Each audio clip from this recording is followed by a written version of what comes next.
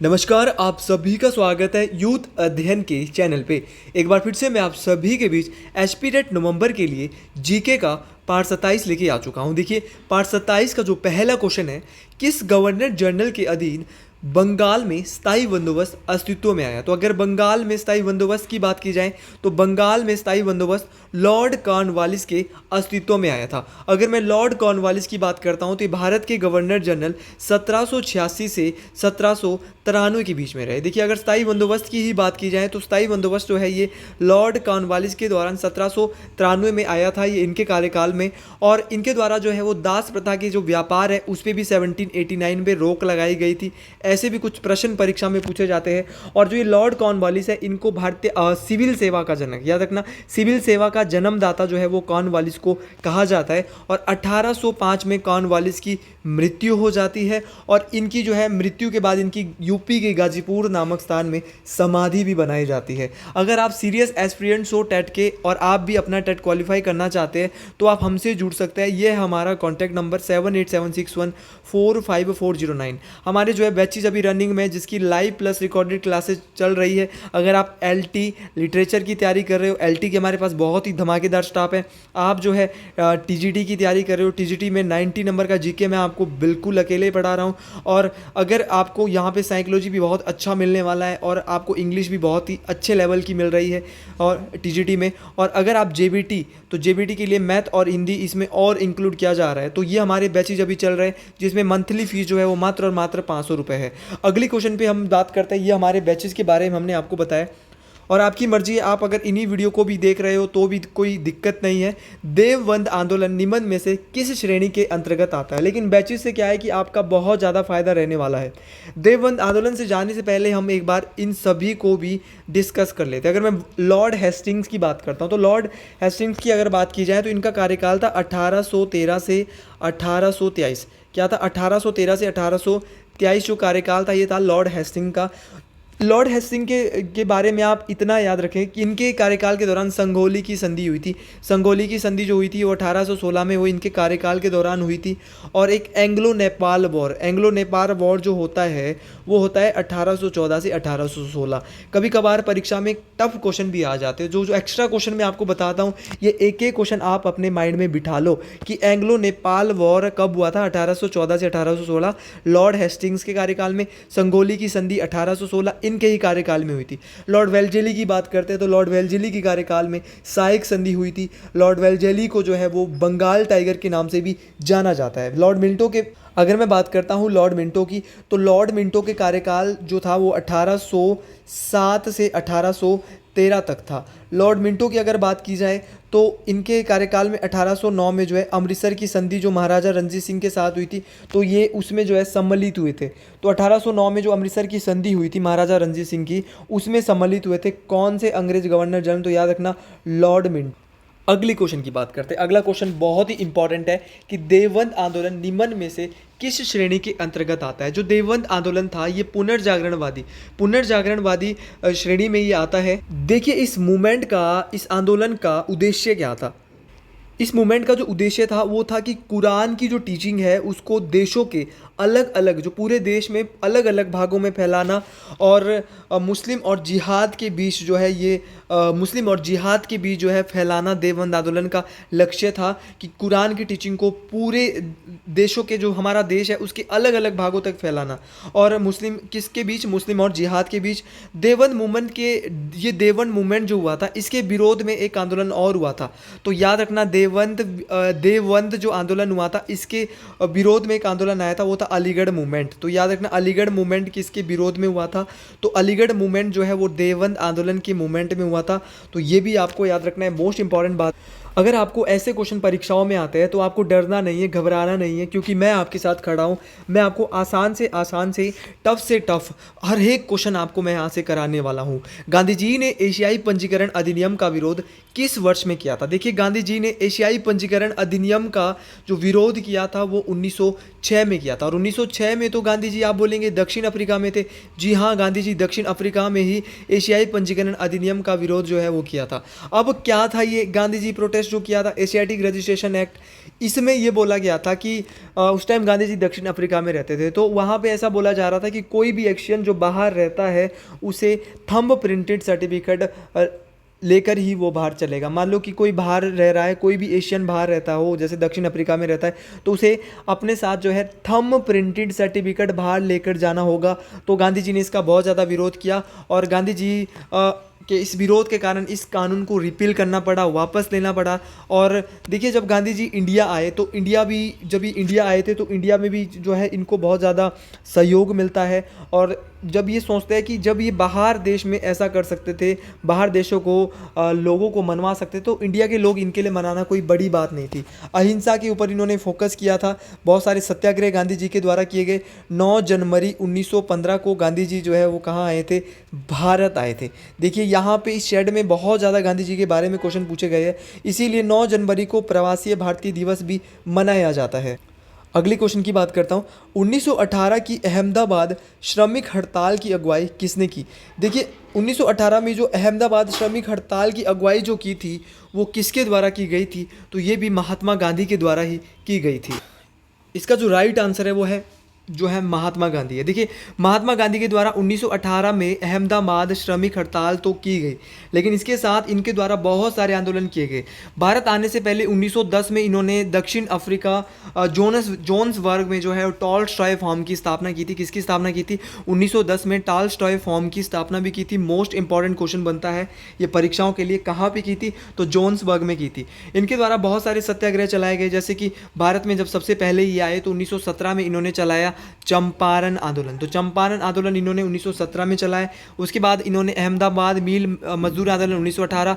इसके साथ साथ 1918 में इन्होंने एक और आंदोलन चलाए जिसको बोलते हैं खेड़ा मूवमेंट, खेड़ा आंदोलन। तो खेड़ा आंदोलन इन्होंने 1918 में चलाया था। इसके साथ साथ इनके द्वारा असहयोग आंदोलन भी 1920 से 22 चलाया गया। लेकिन यहाँ से क्या होता है, यहाँ से एक चोरा चोरी की घटना होती है। और चोरा चोरी की जो घटना होती है ये 5 फरवरी 1922 को होती है। और चोरा चोरी की घटना होने के कारण जो है इस मूवमेंट को वापस लेना पड़ता है। तो 5 फरवरी 1900 उत्तर प्रदेश के गोरखपुर में पुलिस वालों को जिंदा जला दिया जाता है, 40 पुलिस वालों को, जिसके कारण जो है वो इस घटना को महात्मा गांधी असहयोग आंदोलन को वापस ले लेते हैं इस घटना के कारण। तो इस प्रकार के क्वेश्चन कुछ पूछे जाएंगे। जैसे दांडी यात्रा, दांडी मार्च जो हुआ था ये 12 मार्च को शुरू हुआ था। 12 मार्च 1930 को दांडी मार्च शुरू हुआ था और कब तक चला था? 6 अप्रैल 1930। याद रखना कब तक चला? 6 अप्रैल 1930 तक दांडी मार्च चला, ये भी आपको याद रखना है। और दांडी मार्च में कितने प्रतिभागियों ने गांधी जी का साथ दिया था? तो 78। याद रखना है कितने मेंबर्स ने साथ दिया? 78 मेंबर्स ने जो है वो गांधी जी का साथ दिया था। देखिए गांधी जी ने बहुत सारे जो है मूवमेंट किए थे, ये तो आपको पता चल भी गया होगा। और देखिए इनके द्वारा इसके बाद 1942 में भारत छोड़ो आंदोलन में एक स्लोगन दिया जाता है, करो या मरो, do and die. Do and die जो इन्होंने भारत छोड़ो आंदोलन में जो है ये नारा दिया था। गांधी जी जो है कांग्रेस के भी अध्यक्ष रहे थे। किस अधिवेशन में, किस कॉन्फ्रेंस में? तो बेलगांव कॉन्फ्रेंस। तो बेलगांव अधिवेशन जो आईएनसी की हुई थी, भारतीय राष्ट्रीय कांग्रेस का जो बेलगांव अधिवेशन हुआ था 1924 में, इसमें गांधी जी क्या रहे थे? अध्यक्ष रहे थे। ये बात आपको याद रखनी है। कौन सा अधिवेशन था? बेलगांव अधिवेशन। तो 40वें नंबर का अधिवेशन था बेलगांव अधिवेशन। ये भी आपको याद रखना है। मोस्ट इंपॉर्टेंट बात मैं आपको बता रहा हूँ। मेरी हर एक बात यहाँ पे जो मैं बताता हूँ ये मोस्ट इंपॉर्टेंट रहती है। देखिए गांधी जी के द्वारा गोलमेज सम्मेलन में भी कांग्रेस की ओर से हिस्सा लिया गया था। किस गोलमेज सम्मेलन में? दूसरे गोलमेज सम्मेलन में। तो दूसरा गोलमेज सम्मेलन जो होता है उसमें गांधी जी के द्वारा हिस्सा लिया जाता है। ये भी मोस्ट इंपॉर्टेंट बात है। 3 राउंड टेबल कॉन्फ्रेंस हुई है। पहली राउंड टेबल कॉन्फ्रेंस हुई थी, दूसरी राउंड टेबल हुई थी, फिर तीसरी राउंड टेबल कॉन्फ्रेंस हुई। तो तीनों राउंड टेबल कॉन्फ्रेंस या तीनों गोलमेज सम्मेलन में जो हिस्सा लिया था वो डॉक्टर भीमराव अंबेडकर, किसके द्वारा? डॉक्टर भीमराव अंबेडकर के द्वारा तीनों गोलमेज सम्मेलन में हिस्सा लिया गया था। ये बात आपको याद रखनी है, ये बात मोस्ट इंपॉर्टेंट है। अगले क्वेश्चन की ओर बढ़ते हैं।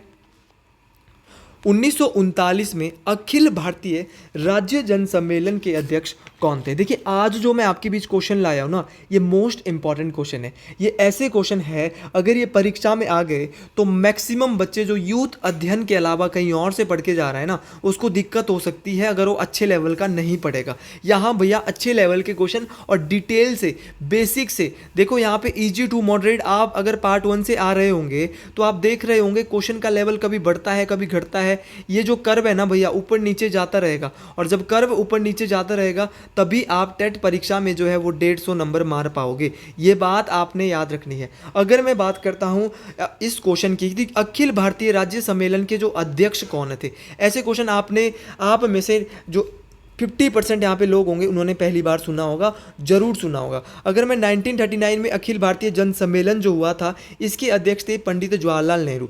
पंडित जवाहरलाल नेहरू की अगर बात करता हूँ तो ये जो है वो भारत के प्रथम प्रधानमंत्री थे।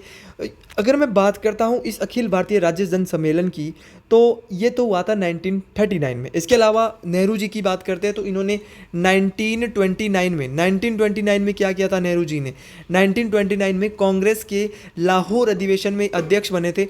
वहाँ पे इनके द्वारा पूर्ण स्वराज्य की मांग की थी। तो पूर्ण स्वराज्य की मांग किस अधिवेशन में, लाहौर अधिवेशन में। इसके बाद इन्होंने कांग्रेस के लखनऊ अधिवेशन में अध्यक्षता की जो कि 1936 में हुआ था। इसके बाद लखनऊ अधिवेशन 1916 में भी हुआ था, लेकिन वो बहुत फेमस वाला अधिवेशन है।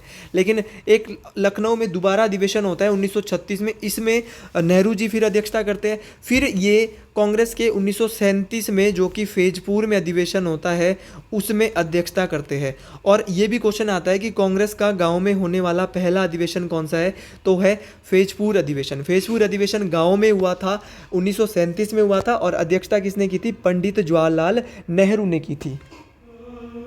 देखिए ऑप्शन में यहाँ पे बहुत सारे नाम दिए। अगर ऑप्शन की बात करता हूँ तो देखिए यहाँ पे महात्मा गांधी के बारे में बहुत कुछ पढ़ चुके हैं। यहाँ पे गोपाल कृष्ण गोखले के बारे में देख लो यार।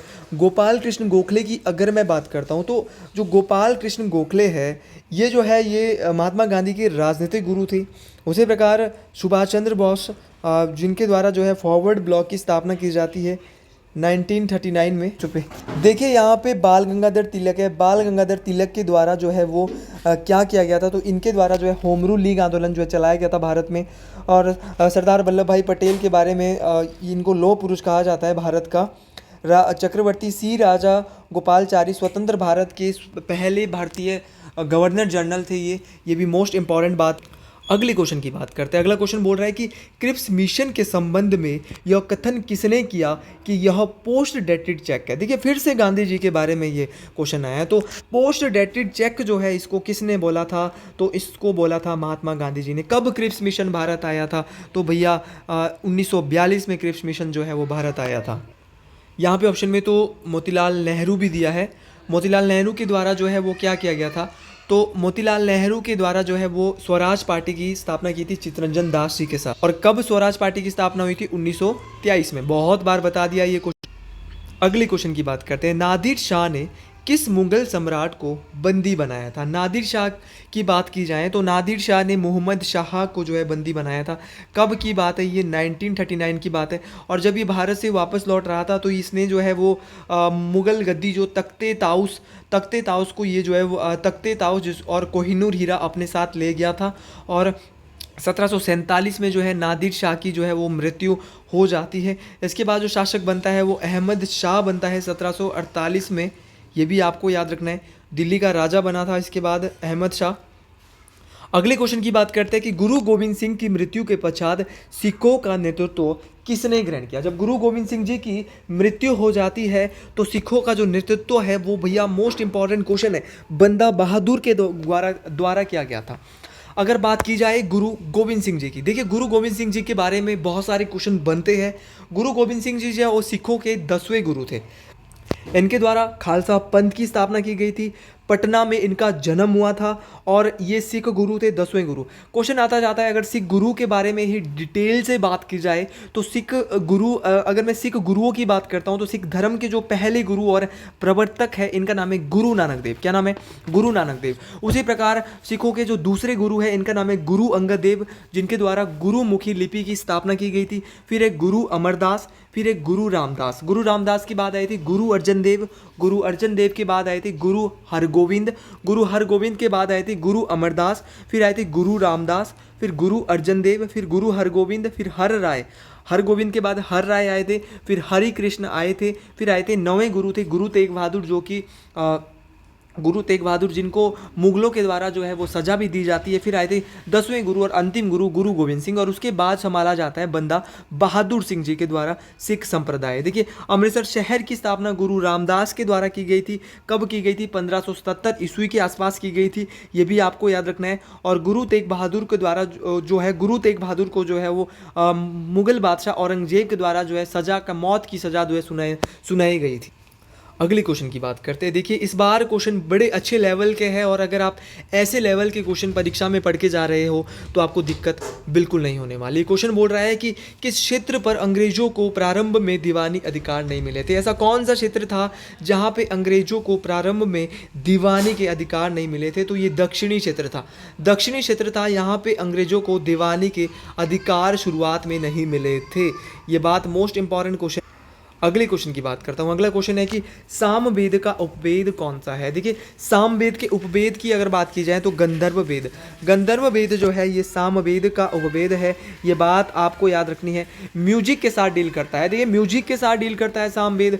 सामवेद जैसे कि संगीत के जो 7 स्वर है सा रे गा मा पा धा नी, कहाँ से लिए गए हैं भैया? सामवेद से लिए गए हैं। ये बात आपको याद रखनी है, मोस्ट इंपॉर्टेंट बात है।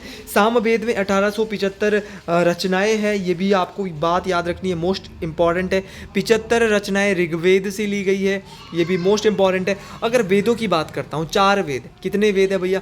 4 वेद। सबसे पहला ऋग्वेद, ऋग्वेद का उपवेद आयुर्वेद। फिर है भैया यजुर्वेद, यजुर्वेद का उपवेद धनुर्वेद, और अर्थवेद का उपवेद शिल्पवेद। ये तो थे उपवेद। सामवेद का कौन सा है? गंधर्व वेद है। ये तो थे भैया उपवेद। उपवेद तो हमने अच्छे से देख लिए। अब ऋग्वेद की बात की जाए, ऋग्वेद में टोटल है 10 मंडल।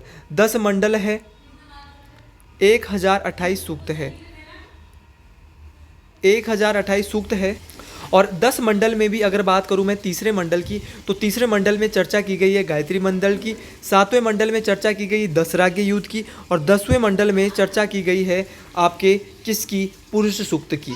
तो हर एक बात मोस्ट इंपॉर्टेंट है, ये बात आपको याद रखनी है। यज्ञ आदि से संबंधित वेद यजुर्वेद है, जादू टोने से संबंधित अर्थवेद है। अगले क्वेश्चन की बात करते हैं। अशोक के कौन से मुख्य शिलालेख का संबंध पशु रोकने से है? देखिए अशोक के कौन से मुख्य शिलालेख है जिसका संबंध पशु बलि रोकने से? देखिए मैंने पहले ही आपको ये क्वेश्चन बताया था, और इसमें अब पूछा भी गया है किसी ना किसी क्वेश्चन पेपर में। तो शिलालेख नंबर 1 जो अशोक का है वो बात करता है पशु बलि की रोकने की। अब शिलालेख नंबर 2, शिलालेख नंबर 2 किसकी बात करता है? तो शिलालेख नंबर 2 जो है वो मनुष्य एवं पशुओं की चिकित्सा की बात करता है। और जो अशोक का जो आपका भैया 13वां अभिलेख था, 13वां अभिलेख बात करता है कलिंग के युद्ध की। कलिंग का युद्ध हुआ था 261 ईसा पूर्व में। महाराजा खारवेल को अशोक के द्वारा बुरी तरह हरा दिया गया था। और अगर मैं बात करता हूँ इसके बाद जो है वो, और अगर मैं बात करता हूँ अशोक के कुछ और अभिलेखों की, जैसे कि अशोक की अगर बात करते हैं राज्य अभिषेक की, तो 269 BC में इसका ये राजा बने थे, अभिषेक हुआ था। और 232 ईस्वी में ईसा पूर्व में इसकी क्या हो गई थी?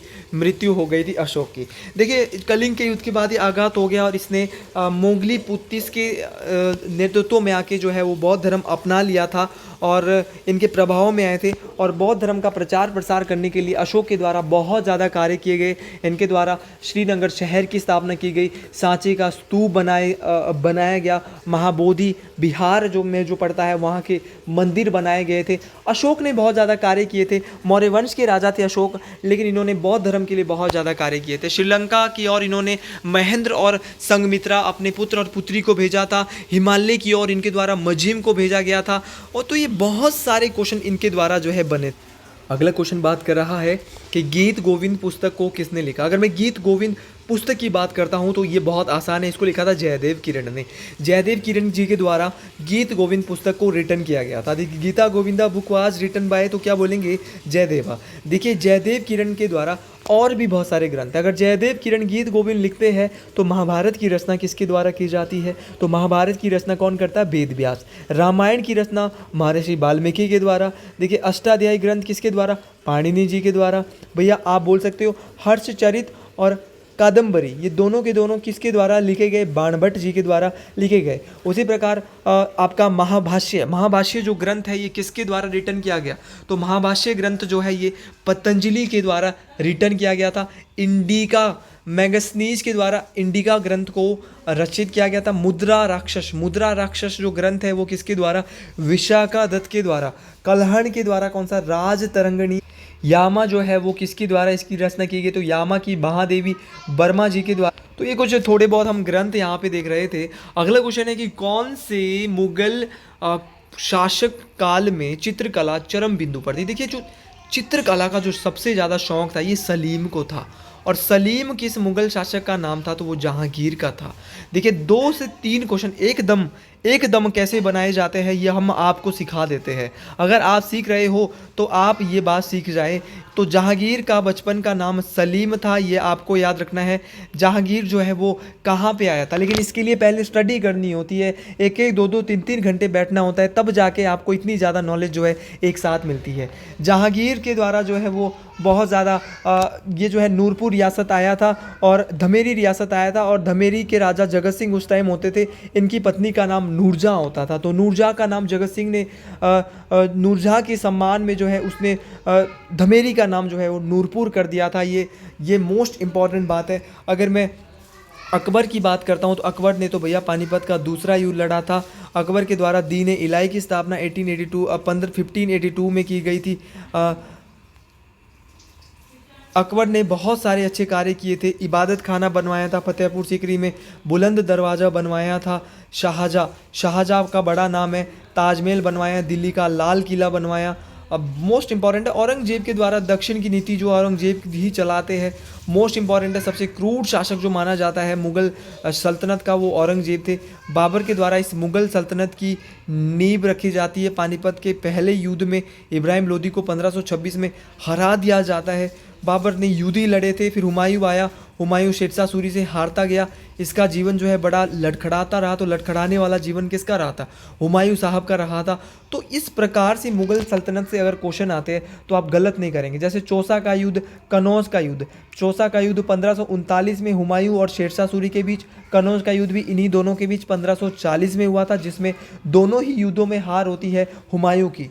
तो अगर आपको मेरी वीडियो अच्छी लगी है, पसंद आई है, तो इसको ज़्यादा से ज़्यादा लोगों तक शेयर करें और कमेंट बॉक्स में ज़रूर लिखें हर हर महादेव, जय हिंद, जय हिमाचल प्रदेश, हर हर महादेव शंभो।